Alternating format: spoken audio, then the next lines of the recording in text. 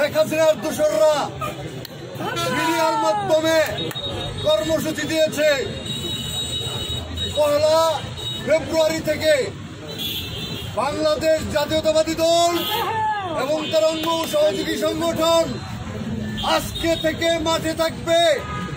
আওয়ামী লীগের কর্মসূচি নিয়ে যতদিন পর্যন্ত বাড়িতে না যাবে, জেলে না যাবে, ততক্ষণ পর্যন্ত বিএনপির সৈনিকেরা রাস্তাঘাটে